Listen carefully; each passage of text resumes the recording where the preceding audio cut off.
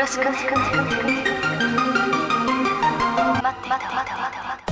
good, my fellow peasants? How you doing? So I don't want to be niggier than Waka against Muckiner, but is Final Fantasy losing interest? Is it slowly declining over the months, despite Square Enix's attempts to really shovel games as a service to us? Now, before I dive into this, I just want to give some context to what led me onto this video, and it was simply that every week that I've been looking at the news of Final Fantasy, what's been happening, threads, forums, discussions, videos, there's just been a general lack of it. There's been a general lack of information about anything that's happening with any upcoming projects or Final Fantasy games, which makes absolutely no sense considering the impasse that we are at with the 7 remake still on the horizon, 15 still having somehow an entire new wave of DLC coming, and a lot of other exciting stuff out there. New Stormblood expansion, Dissidia kind of just out there doing its thing, as well as all the mobile games and the never-ending games as a service products that are going.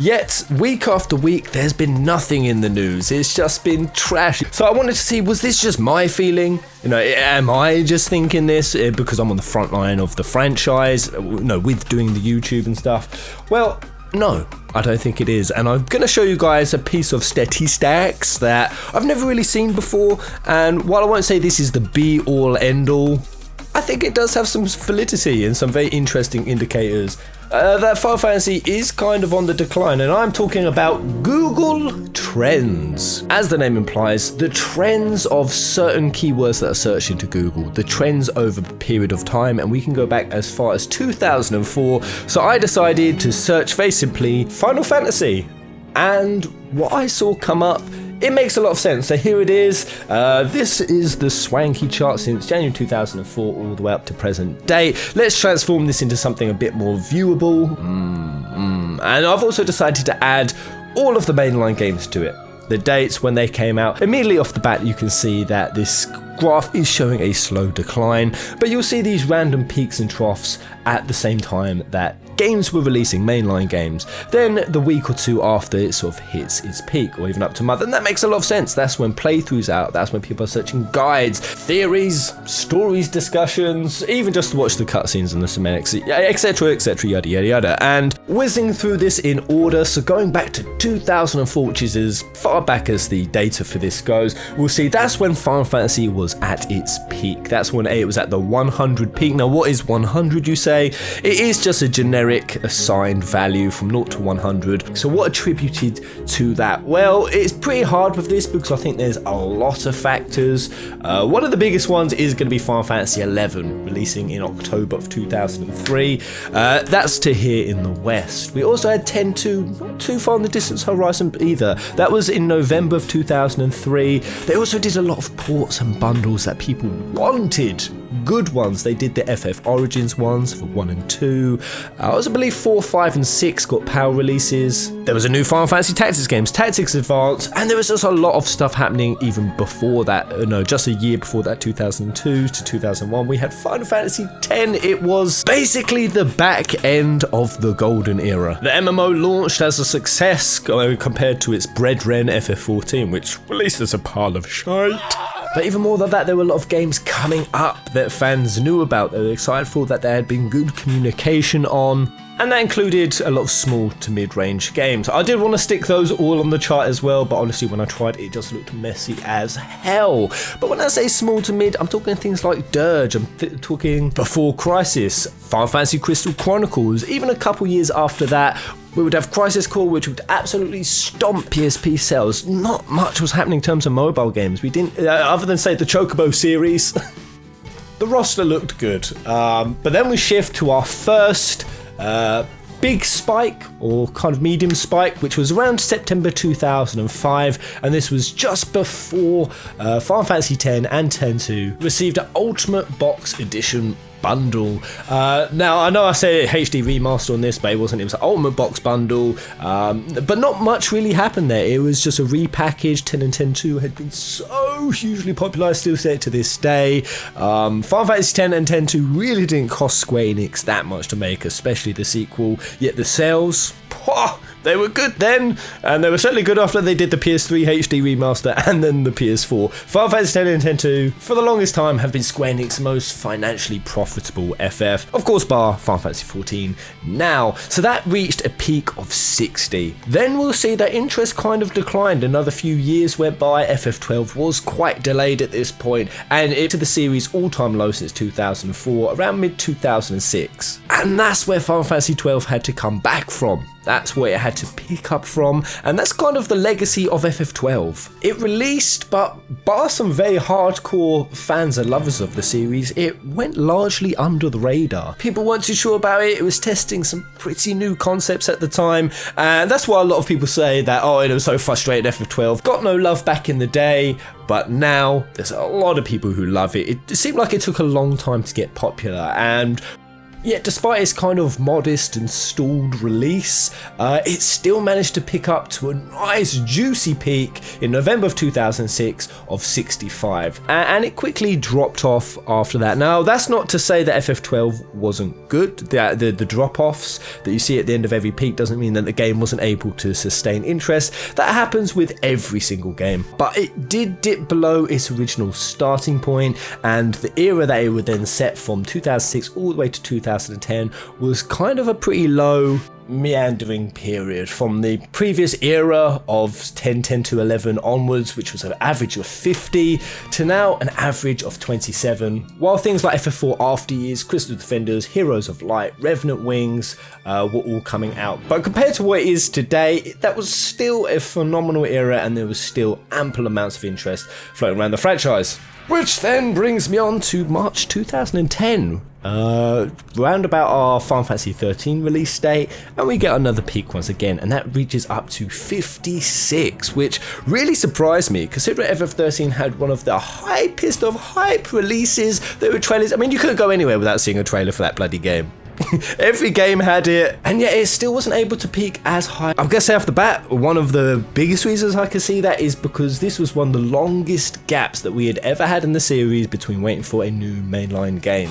If you'd have told a Final Fantasy fan back in 1995 that they'd have to wait 4 years for a new FF, they would have laughed in your face. And so it took invariably more traction to re-garner interest in the series. And this is what Square Enix are missing a trick with these stupidly long lead times, with these really absent eras of not much information going out. They are stagnating the fans, or should I say the number of fans who are actively interested in the franchise, who are looking out for all the latest information and details that are coming out. Now, I'm going to say before I finish this chart off that I'm not advocating that we need to have huge amounts of hype and interest all year round within the Final Fantasy series. It would be exhaustive and unnecessary, which is another lesson that I think Square Enix would need to learn, and I would suggest. But quickly finishing this chart off before I go too down a tangent, we then have our next peak at February 2012 when Final Fantasy XIII 2 came out. Now, it was exactly half, 28, of what FF13 was, and this is why I think this Google Trends actually does make a lot of sense, considering 13.2 sold exactly half of what 13 sold. The fact its search engine interest is also half, I think it makes sense anyway. Now, just before that, you see that Final Fantasy XIV, the original, did release, and it was painful. At the back end of 13, it was able to create a tiny bump of interest, but look how catastrophically it just spikes back off at the end. So Final Fantasy XIV really did almost nothing to help, and it was during that era that we now dipped from a 50 to a 27 to a 20 average on the Google Trends. Then in August 2013, at this point we had both Lightning Returns and A Realm Reborn out, which aided our next little pickup in the series. Now, because A Realm Reborn was there to support Lightning Returns, I would have been interested to see if it would have gone down to 14. Again, Lightning Returns half of what 13.2 sold, but A Realm Reborn came out. It was pretty damn good, and the peak went up to 29. From that period onwards, which I'd say is kind of the dry era we're in now. the Final Fantasy drought, all the way up to when we finally got Final Fantasy 15, despite all its delays, despite all those long, really drawn out pre-release campaigns, which was still hugely fun. The pre-launch event that they did for 15 is still one of the best today. We had the Kingsglaive movie. They were releasing trailers left, right and centre almost daily, spoiling just about everything they possibly could. Square Enix were going all out. Hell guys, I remember even when I was in Victoria Station in London, getting off the train and seeing just this huge giant banner across the entire station of the Four Bros. Of course, I dissolved into a pool of flanny orgasmic goodness. But you see that despite all of that, there's still only a 17 average during this period. Sure, there's some peaks and troughs, there's some ups and some downs, and some of that is definitely attributed to things like World of Final Fantasy releasing, Type 0 releasing, the 7 remake, which if you're interested appeared at this section of the chart, and then 15 releases, and just like all the other trends, it releases pretty healthy, up to a peak of 48 it reached in December 2016, and yet that is still lower than the 10 and 10-2 Ultimate box collection release, Final Fantasy 12 and Final Fantasy 13. This game that had the most pre-ramped up launch era of all the Final Fantasies to date so far. It peaks up to 48 and then declines straight off the end, just like all the others did. Actually, even to a lower point, to the lowest that it has ever been, which is the period we are in now today, which had me wondering, why is it so quiet? And it's because we are now at a 12 average. And the point I'm getting at, the reason I'm doing this video is because it should not be like this. I think that if Square Enix, if they took the time to look at stuff like this isn't what they wanted. This isn't what they were after. Considering we had, the Comrades, we had the Bro DLCs, we had fishing games, we had mobile games like King's Knight, King's Tale, that diabolical pile of cash grabbing shit that they call a game. They've tried to update the game. They've done constant DLC updates and small patches. They've put in new chapters and retweaked scenes here and there. Basically, they've done everything they possibly can to really push games as a service, and it simply hasn't held support. It hasn't held water. Especially when we consider everything else that's out. We still have FF14 out with the new expansions coming from that. We have Dissidia Final Fantasy, the arcade game, which in and of itself is a repeatedly updated games as a service type thing. We have things like Mobius, we have Brave Exvius. These never-ending titles that are designed to keep gamers coming back for more and more, and yet there doesn't seem to be a constant hum and dialogue around the internet. Now, again, I'm going to say this isn't the be-all and end-all, this isn't a whole indicator, this is just one way that I've never actually seen anyone look at before, or I've never seen before.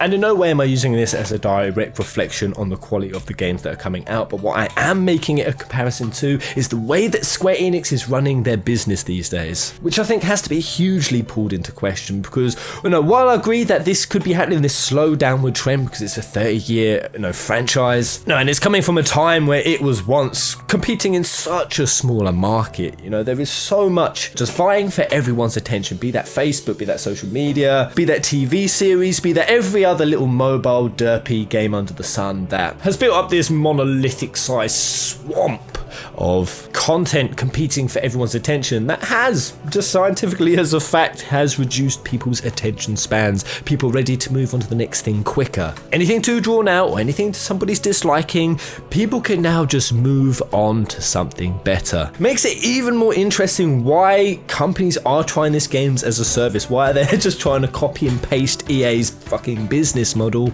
I don't understand it. I don't understand the idea of just trying to take one single game and trying to long it out as long as possible, trying to retain as many people in that specific product, rather than just rounding it out fully and moving on to the next thing. Sequels and trilogies have always had incredible drop-off rates. That's the same for DLCs. The drop-off rate for people actually playing those is less. Not to say that's the same for every game company out there, but because they certainly do make it work, but a lot of them make it work by resorting to lower and hackier tactics to get people in. Which, is that really the direction that Final Fantasy wants to go? Is this really where you want to take the franchise? There's no reason why interest should be any less. It is, but it shouldn't be, and it's because it's entirely on the way you've handled everything Square. This year and the last couple years, you've had golden bullets just ready to be fired from a gun, but instead you've taken it and you've tried to fire them from a crossbow. And what I mean by that is things like with Final Fantasy VII Remake. How is it we're in an era where we've now got FF14, a huge game, we've got FF15 with all that it has, all these mobile games, the 7 Remake, a legendary 10-year game that everyone is hyped and buzzing about. How could we possibly be at an all-time low of interest? How could you possibly be managing your franchise with such a low amount of feeling and understanding of the fan base? If we'd have just rejigged everything around, if you'd have had those DLCs for 15 planned in place, if you'd have released them in a more punchier and punctual way, then there would have been way more interest, especially with the 7 Remake. Why did you announce that before 15?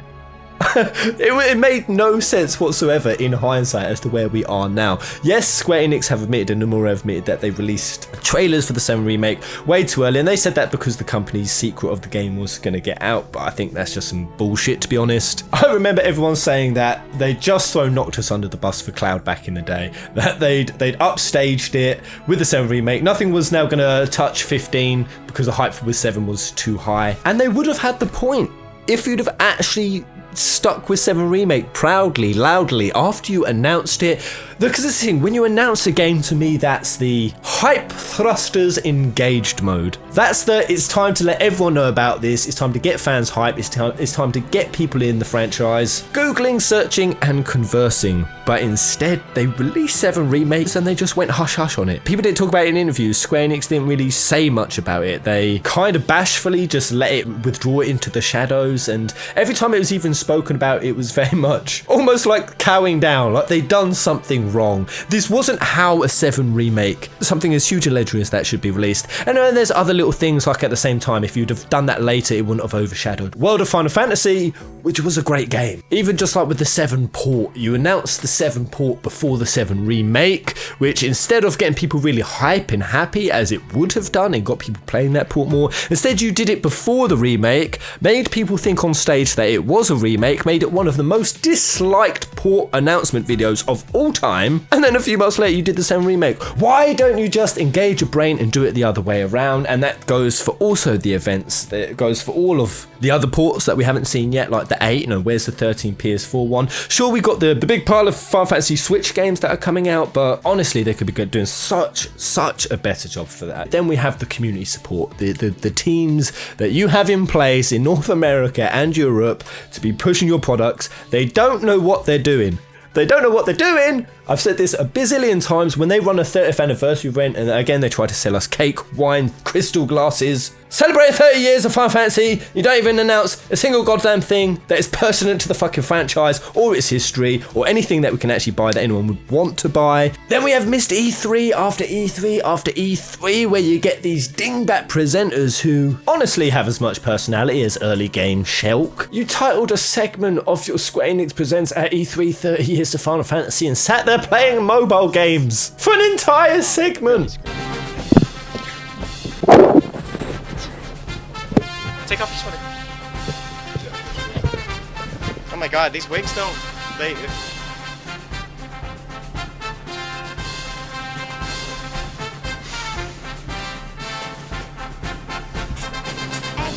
Now we're back. Hi, I'm 2B. No, I'm A2. Are you? I'm 2B. Alright, I'm 9S. My headset's coming off. My headsets are on. We tried so hard. We tried so hard. Are you sure about that? But these are all issues that I've been raising over this year, and it's honestly why I think we're now in this really low, droughty kind of dry period, despite so much happening, despite there being so much to come and look forward to. And yeah, even with the 7 remake, there was no need for you guys to release those 2 trailers as back-to-back as you did. You could have released one and then just did loads of interviews. Here's the thing, they showed off the combat system, they showed off all these really cool features about Alot. If they'd have just done interviews leading up to that, teasers, little snippets, then released that second trailer, even that could have been stretched out as a year's worth of exciting news for fans. And the feeling that Square Square Enix actually do have their finger on the pulse when it comes to where they're taking the franchise, and just generally keeping people's excitement within it. Now, I'm pretty much done, guys. Let me know what you think about this in the comment section below. I would just leave off on, Pez, you said, everything's vying for more attention these days. That was a fair point, so how can you not expect Final Fantasy to be dropping off like this? Well, I did go and look at other franchises, and while some of them are suffering the same issue, some of them very clearly aren't. So, for example, the Persona series. Now, I know that's a little bit unfair. Persona 5 has just come out and was a huge success, but that has shown a slow upward increase. Mario, that's kind of peaked up and down a lot, but that's kind of stayed stable. Street Fighter has been witnessing a slow decline. Call of Duty, kind of a slow decline yet again. The Shin Megami Tensei series, again, pretty stable, but pretty getting there. Fire Emblem, I mean, you can see what it is. There's no real clear indicative trends that say it should be decreasing, and actually, if we look at it, considering how huge JRPGs are growing here in the West now, huge. Tales of Berseria, Dragon Quest XI, Persona Nier, those games have been selling like hotcakes here, which back in 2004 simply wasn't a thing. It wasn't. The JRPGs were really not that huge. It was just coming in, and the evidence of that is clear because while RPGs have been seeing a slow decline in search engine interest over time, JRPGs directly the other way, baby. Directly the other way. And I've got to say, considering that trend, I don't think Final Fantasy is anywhere near backing on that particular wave, and what I think way more work needs to be done if Final Fantasy wants to still be considered a forerunner in the JRPG genre, a leader, because certain other titles and entries have been catching up with you, Square. So there we go. As if it was really needed, a video to show that a lot of what Square Enix has done in the last few years has left a lot to be desired. And yeah, it does beg the big question, are games as a service really doing even what you intended for them to, Square? I'd say probably on one side, no, if their interest was to keep fans as excited, enjoyed, and engaged in the franchise as possible. If that was their goal, then I think by every metric that I've seen on the internet, then you have failed, because it has not worked. But the doozy is that really their interest? Is that your interest, Square, or has it just been to make as much fucking money on as few products and titles as you possibly fucking could? Because despite declining interest, I can guarantee things like 15, 14, again, I don't have problems with them, but I can guarantee that they have made a shitload of money. In fact, we know they've made a shitload of money. They've made Square a shite load of money. 15 and New Empire has also made them a disgusting amount of money. And I think it's going to take us fans raising our voices to say that despite us spending more of our money, we haven't been more interested and we haven't been more satisfied, because if we leave it to the voices of the shareholders, they are going to be screaming more. Let's hope this all swivels around by the time the Zone Remake era appears and we get these average trends up a bit higher. But there we go, guys. I am done. What do you guys think? Are there any conclusions that you can draw from the data that I've shown? Again, go on Google Trends yourself. You can look for anything you want. Let me know in the comment section below. Until the next video. Goodbye!